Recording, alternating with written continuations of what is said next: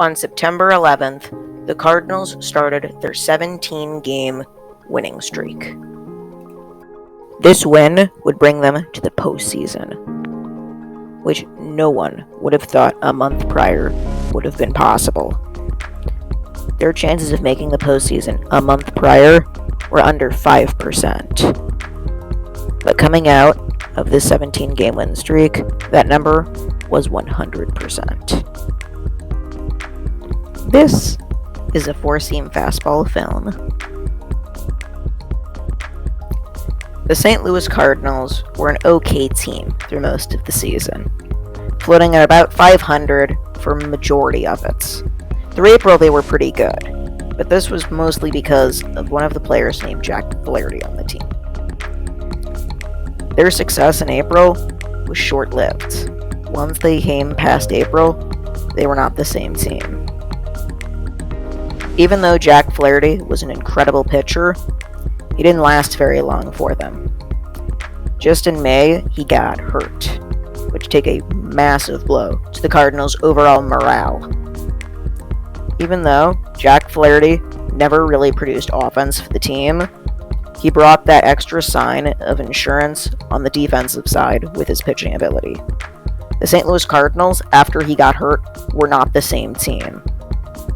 They fell apart and became a 500 team for the rest of the season, basically.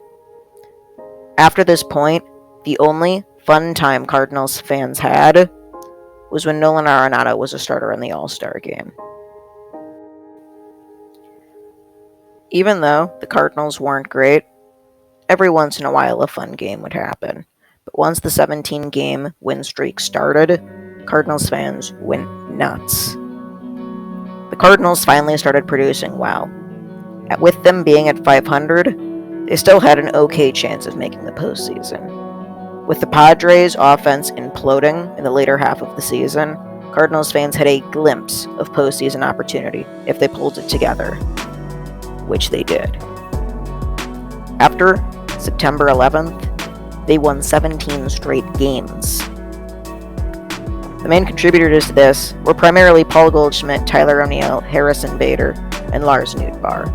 On the pitching side, Adam Wainwright pitched phenomenally. At one point, he was leading baseball in wins. He was performing phenomenally.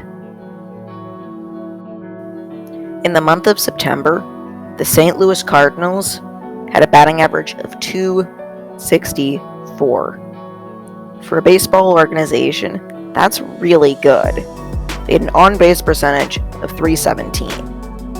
It really doesn't get better than that for a team's organization over a month. That's really good for an overall team. They had a slugging percentage of .484. I mean, that's pretty darn good. And an on-base plus slugging of .801. Across a full offensive team, .801 is really good for a month.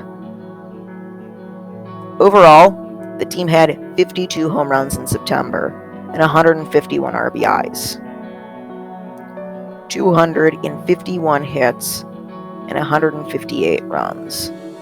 Those are some really, really good stats.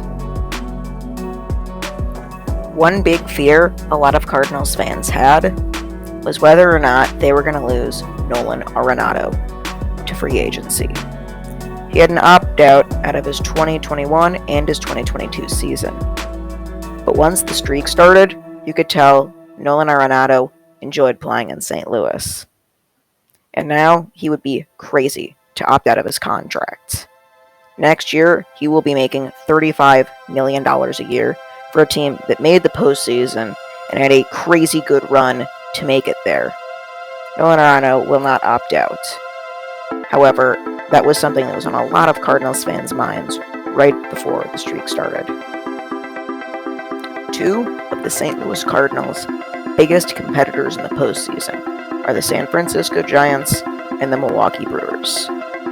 Both of them have been ridiculed with injury right before the postseason.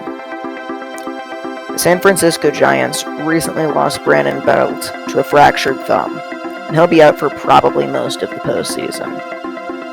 And the Milwaukee Brewers recently lost Devin Williams, who was last year's Rookie of the Year and is still a very effective relief pitcher to a broken hand, so which means that he is completely out for the postseason. This is a good thing for the Cardinals, because now they don't have as many big competitors. Baseball world, welcome the 2021 Cardinals to the postseason.